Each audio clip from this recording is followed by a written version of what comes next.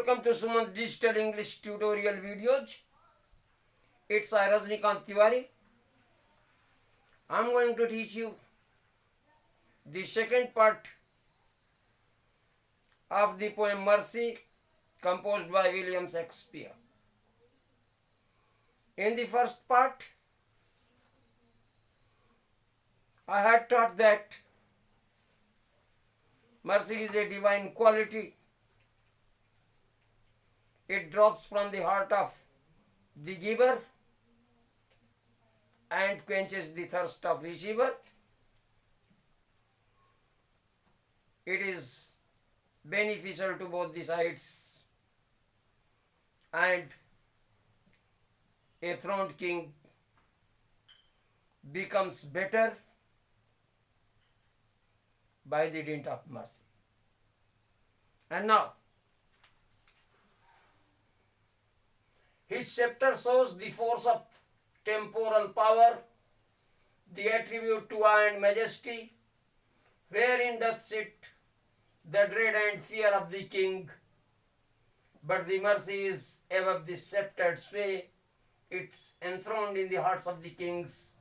It is an attribute to God himself, and the earthly power doth then so likest gods when mercy seasons justice. So, his scepter, the scepter of the king, the glamour of the king, the splendor of the king, the royal rod of the king,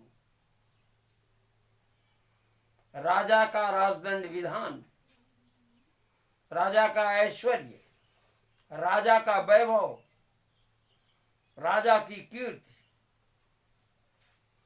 सोज प्रदर्शित करती है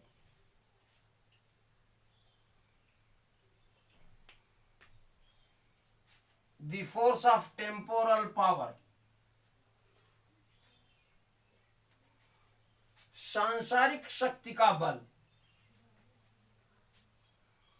तो राजा के वैभव से, राजा के राजदंड विधान से सांसारिक शक्ति का बल प्रदर्शित होता है. Wherein the attribute to awe and majesty,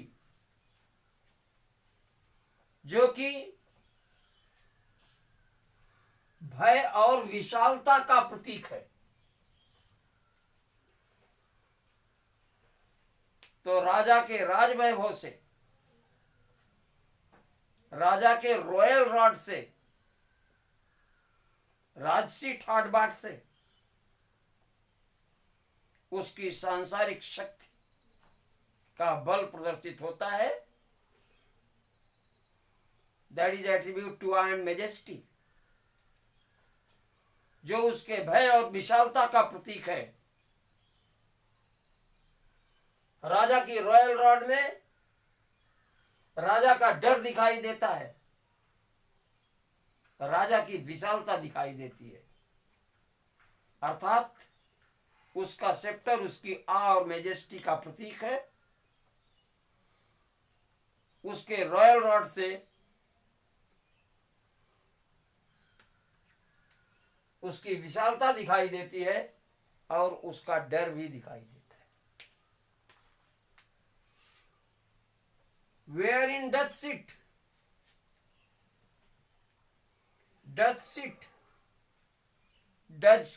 sits,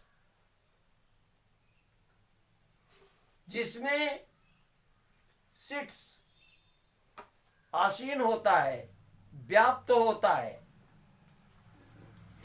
the dread and fear of the king, राजा का आतंक और डर व्याप्त होता है. तो कहने का अभिप्राय यह है कि राजा की रॉयल रॉड उसके सांसारिक शक्ति के बल को प्रदर्शित करती है, जो डर और विशालता का प्रतीक है, जिसमें राजा का आतंक और भय व्याप्त होता है।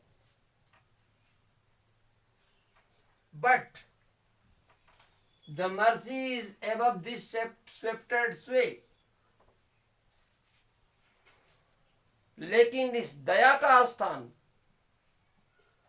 राजा के राजदंड से ऊपर है, राजा के राजदंड से बड़ा है। It is enthroned in the hearts of the kings, क्योंकि दया का स्थान तो राजाओं के हृदयों में है। दया का स्थान राजा के इस राजदंड विधान से ऊपर है, क्योंकि दया का स्थान राजा के हृदय में होता है, राजाओं के हृदय में होता है। It is an attribute to God himself. दया तो स्वतः ईश्वर का प्रतीक है। Mercy is an attribute to God himself. दया तो स्वतः ईश्वर का प्रतीक है। एंड earthly power, और सांसारिक शक्ति, doth so, doth plus so is equal to सोज, प्रदर्शित करती है। और सांसारिक शक्ति तब प्रदर्शित होती है लाइकेस्ट गॉड्स, लाइक गॉड, ईश्वर तुल्य, ईश्वर जैसी।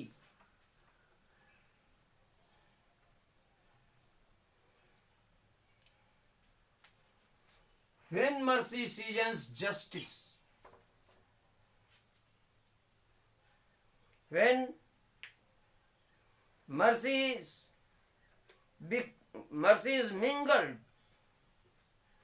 to the justice of the king, then earthly power shows likest gods. तो जब राजा अपने न्याय में दया का सम्मिश्रण कर देता है, उस समय यह सांसारिक शक्ति ईश्वर जैसी प्रदर्शित होती है। तो कहने का अभिप्राय यह है कि राजा का राजदंड तो उसके सांसारिक वैभव का प्रतीक है। राजा का राजदंड उसके सांसारिक बल को, उसके सांसारिक शक्ति के बल को प्रदर्शित करता है, जो कि राजा की के डर और विशालता का प्रतीक है, जिसमें राजा का आतंक और डर बैठा हुआ होता है, व्याप्त होता है।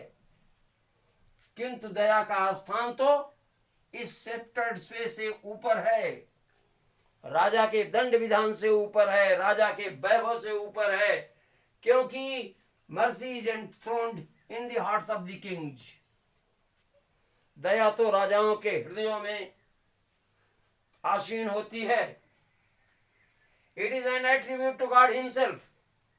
Mercy is an attribute to God himself.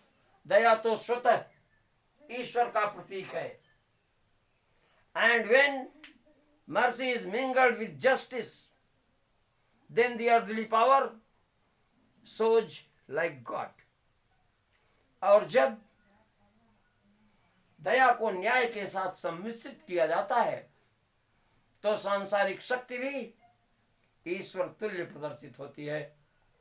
I hope you must have understood. I have an information.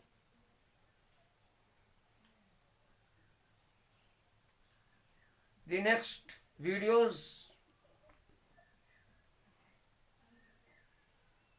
will be of grammar. Grammar will be taught in next coming videos. After completing the tense, I would again upload the videos of textbook. Have a good day.